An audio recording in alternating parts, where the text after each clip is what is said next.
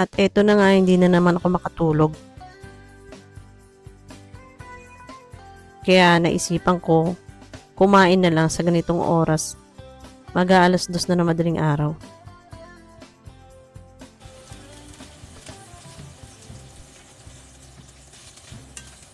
Kung ano lang nakita ko sa kusina, yun lang iluluto ko. Kaya nakakita ko ng buldak na carbonara. Ito ang version ko kung paano magluto ng carbonara buldak.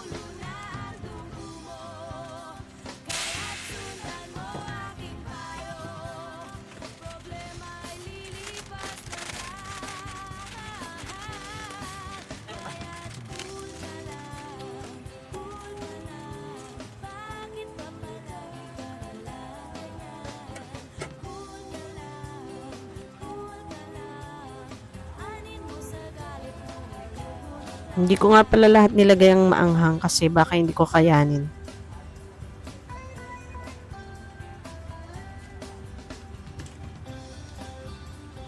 Nakalimutan ko nga pala lagyan ng gatas yan para pampasarap.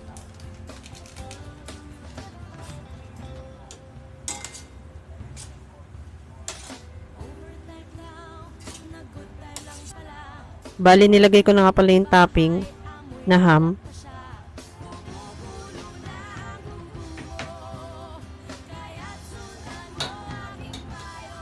At saka isang itlog.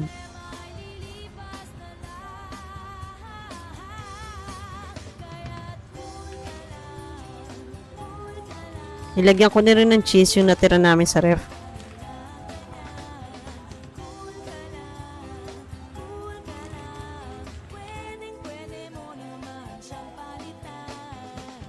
Ayan na ang aking cheese buldak. Itadakimasu.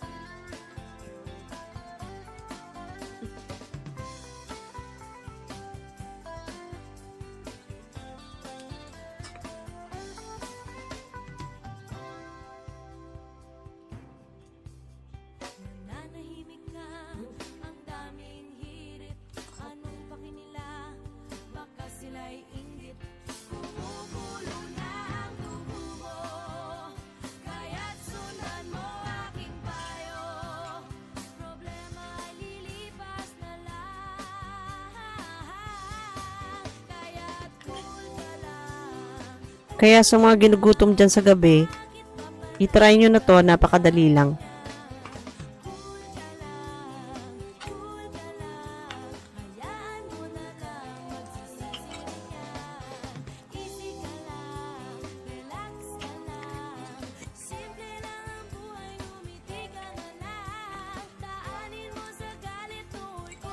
Yun lang, sa susunod ko uling video. Mata ni.